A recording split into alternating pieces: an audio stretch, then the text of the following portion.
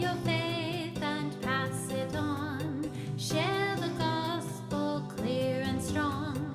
Stand for, claim your heritage of truth. Welcome to Heritage of Truth. Today our guest is Victor Torres. Welcome. Good to be here. It's my pleasure to be with you on the program today. Thank you. I just watched the movie.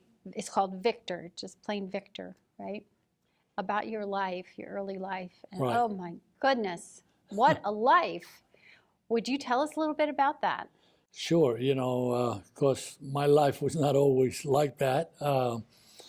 My parents, it's their story too. They moved like many Puerto Rican families from the island to the mainland. Back then, they had what is known as the American dream. Mm-hmm. And so they had this dream that they were going to move to New York City, the Big Apple, and they were going to prosper, and which was a pure, sound dream. But that dream turned into a nightmare real fast because they chose to move, which they didn't realize that they were moving into one of the worst neighborhoods in the city. And it's a place known as Brownsville, Brooklyn, New York. It has a history of crime, gangs, violence that went way beyond when they got there. So at age of 12, here I am getting into trouble with the police, the schools. I started running around with a little crowd of kids that were, just doing things that were terrible. And at age 12, I pick up a knife. I start carrying this knife for protection, I thought. And I pulled it out one day and I stabbed another kid. Ended up in juvenile court. And that was the thing that just turned everything around. From there on, my life got worse because at age 14, now I picked up a needle and I started using heroin.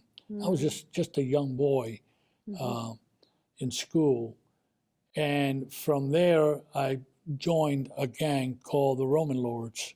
By age 18, I had already been incarcerated 3 times. Wow. And by age 21, I was full-blown into heroin addiction and also selling drugs. My goodness.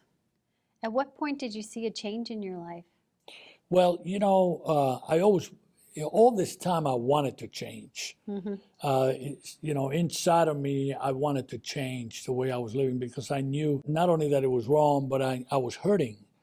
I was hurting. I wanted to be normal.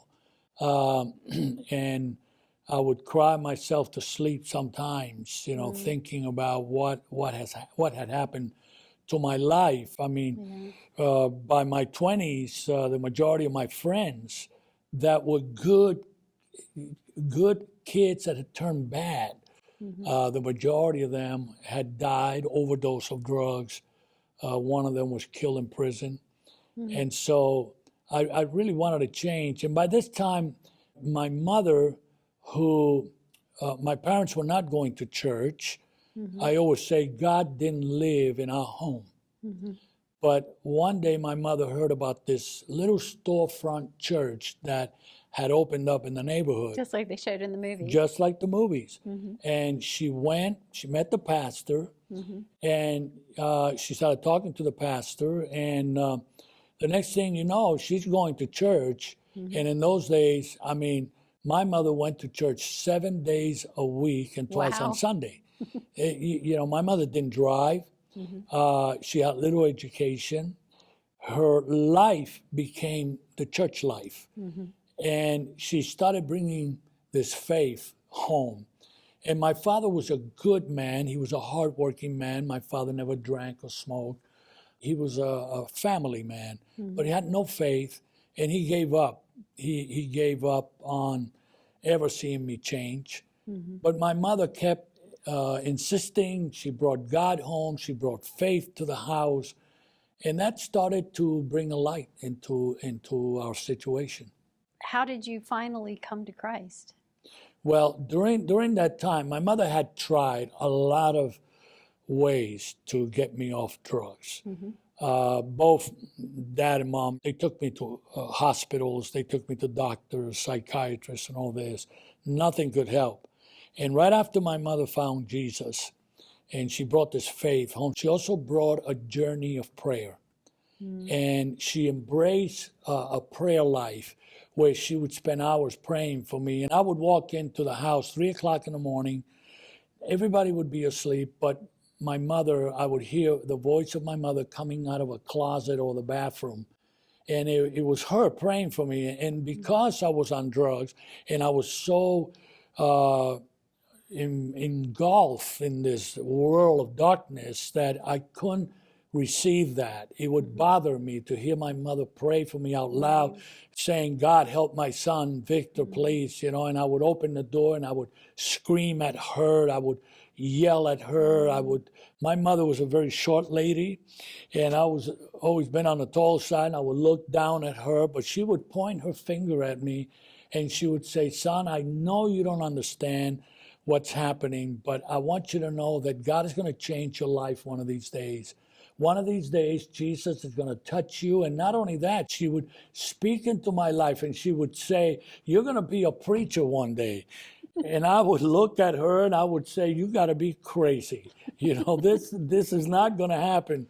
But, that faith was so strong and so powerful. One day I walked into the home and she was waiting for me because the pastor had told her that he had opened up a home for drug addicts, and that this home was to help young men like myself. But she didn't really tell me that it was a Christian place. She just said a home. So I thought it was a clinic of some kind. And I agreed to go with her the next day. Next morning we were there, and I accepted to stay in the home.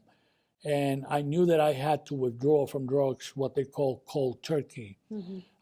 This is when you get sick. It's like a super flu that comes over you, and your body shivers and trembles, and you feel these hot and cold sweats. So for 3 nights and 3 days, I was going through that.